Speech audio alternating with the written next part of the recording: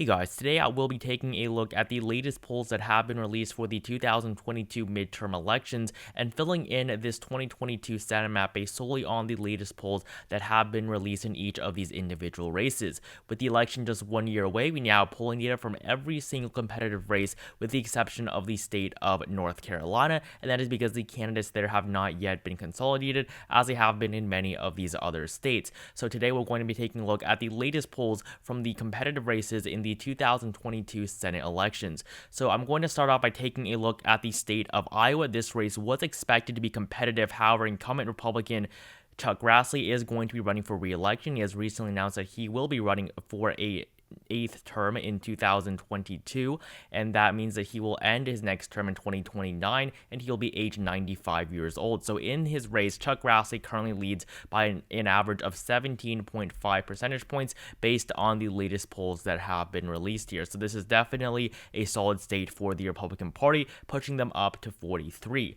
In the state of Alaska, this is another very interesting race, this time with Republican incumbent Lisa Murkowski, who is running for a fifth term representing her home state. So against Kelly Tshibaka, a fellow Republican, she is more on the Trump wing, definitely endorsed by Donald Trump. Trump has already campaigned for Tshibaka in the state, and Murkowski currently leads by an average of 15 percentage points on the final ballot. So in the state of Alaska in 2022, for the first time, they will be using ranked choice voting for the Senate races. They will also be using it for the presidential election in 2024. However, for the Senate election, Lisa Murkowski is going to benefit very greatly because she is in the middle. We are likely to have Al Gross as the Democratic Independent on the left, Kelly Tshibaka on the far right, and Lisa Murkowski in the middle. So this ranked choice voting system is definitely going to benefit Lisa Murkowski if she is head-to-head at the end against any of these two candidates. So this is going to be another solid state for the Republican Party. No matter what, a Republican is going to win in Alaska. There's no doubt about that. It's just whether or not it's going to be the incumbent with Lisa Murkowski or if it's going to be the Trump wing of the Republican Party represented by Kelly Tshibaka. And now these are the only two solid states that we have polls from. We actually do have polls from the state of Washington as well, but this race is definitely not competitive at all. I would actually place it to the same level of competitiveness as the state of Iowa with Chuck Grassley. But Patty Murray does lead by 16% with the only poll released out of the state of Washington. And now I'm going to move on to take a look at some of these more competitive races, starting off with the race in the state of Colorado. So in the state of Colorado, Michael Bennet is running for re-election. His Republican challenge is most likely going to be Eli Bremer, who is a former Olympian in 2008, and Michael Bennet currently leads by an average of 10.5 percentage points against Eli Bremer. So in this state, Michael Bennet is not the strongest candidate that the Democrats could put up. However, he is the incumbent running for a third term, which means that he does have experience running, and although he is not the best candidate, he is definitely a viable candidate that the Democrats can win with. In 2016, he won by 5.7%, similar to Hillary Clinton margin in the state in the presidential race. However, in 2020, John Hickenlooper was able to win his race by 9.3 percentage points. So definitely Michael Bennet is not going to win by, Hickenlooper numbers. However, we do expect him to at least win by at least 2% at the minimum, and currently polling does suggest that he leads by 10.5 percentage points, although this is very unlikely that he's actually going to win by this much come November next year. So right now, the state of Colorado will be classified as a likely state for the Democratic Party. On top of that, in the state of Arizona nearby, the Democratic Party currently leads by an average of 7 points with Mark Kelly, who they will be running for re-election with. So in the state of Arizona, Mark Kelly won the 2020 Senate special election against Martha McSally, of course, and Mark Kelly was able to win by 2.3%, winning 51% of the vote. Following, 2 years later, after Kyrsten Sinema's win against Martha McSally by 2.3% as well. So definitely, the Republican Party has not done well here in the last two races in the state of Arizona, and the latest polls coming out of the state do not show that they are going to be doing much better. Mark Kelly currently is expected to run against Republican nominee Mark Brnovich. However, this is not confirmed. Mark Brnovich will still have to win that primary. However, he is currently the front runner for that race. Mark Kelly leads by an average of 7% in his re-election bid to win his first full 6-year term in the U.S. Senate. And on top of that, in the state of Pennsylvania, I think this is another surprising one where Democrats are polling very well currently. And this is with John Fetterman as the Democratic nominee against Jeff Bartos, who is most likely going to be the GOP nominee in 2022 for the Senate seat in Pennsylvania. The seat is currently held by Pat Toomey, who will be retiring, which is why both sides are nominating candidates to replace. And this will be one of the hardest seats for the GOP to defend next year, as this was a state that Joe Biden won by 1.2% on the presidential level, and Bob Casey won his re-election here in 2018 by 13 percentage points. So for John Fetterman, he's currently polling ahead by 9.5 percentage points. This is definitely a very large margin. However, I think that, as expected, this is not how it's going to turn out on election night next year. It is very unlikely that John Fetterman is going to win by such a large margin, but the polling definitely does favor him right now, but he does have to still defeat Conor Lamb in a Democratic primary. Currently, their odds are approximately 2-1, with John Fetterman having around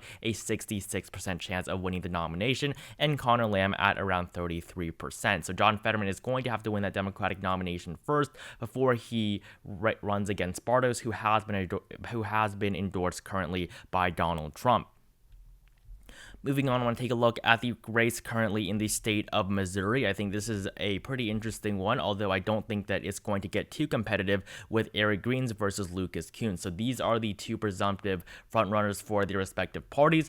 The seat is currently held by Roy Blunt, who will be retiring in 2023. So Eric Greens currently leads by 7% based on the head-to-head poll between him and Lucas Kunce, the very likely Democratic nominee. So Eric Greens is the former governor of the state of Missouri who resigned in disgrace in 2017 following a sexual blackmail scandal. However, he has come back and he is now running for the U.S. Senate and currently is the front runner. He is actually polling the worst compared to Eric Schmidt, who is the second place in the GOP primary right now and has been for quite a while. Eric Greens does poll worse. However, he is more popular among his Republican base, which is what he needs to first win that nomination. And winning the seat will not be too difficult for him because the state of Missouri is a very Republican state at this point. It is no longer the bellwether state that it was in 2008. So in the state of Missouri currently, it is going to be a likely categorization right now for the Republican Party.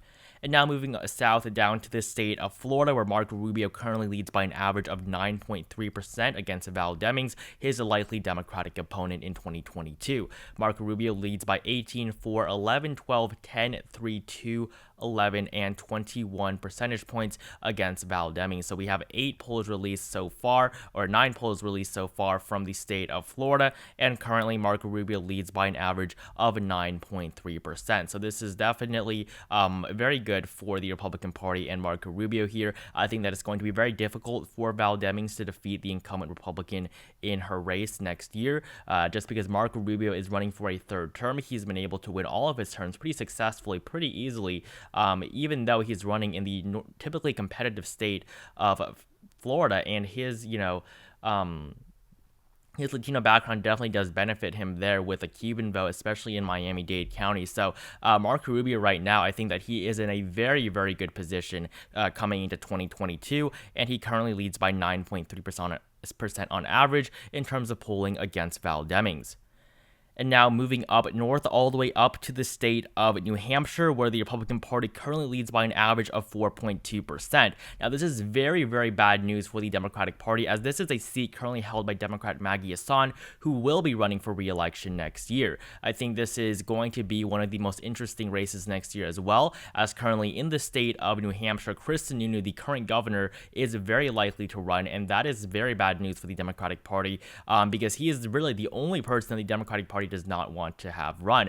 Maggie Hassan, in head-to-head polling, defeats every other potential Republican nominee except for Governor Sununu. So Governor Sununu was just re-elected in 2020 with over 60% of the vote on the same ballot where Joe Biden was able to win this state by over 7 percentage points. So Chris Sununu right now leads in every single head-to-head poll against the Democratic incumbent, leading by 5, 3, 8, 1, 6, and 2 percentage points, putting him up an average of 4.2% against the Democratic incumbent Maggie Hassan. So Maggie Hassan, I think she's going to have a very tough campaign ahead of her. I don't think right now that it will be possible for her to come out on top. However, definitely it's possible for her to come out on top, but I think that at this point in time, it is very unlikely unlikely, given that Chris Sununu is a very popular incumbent governor in a state that definitely can vote for Republicans in a year that is expected to be a red wave. So, on the congressional level, the state of New Hampshire does vote for Republicans from time to time, almost equally with Democrats.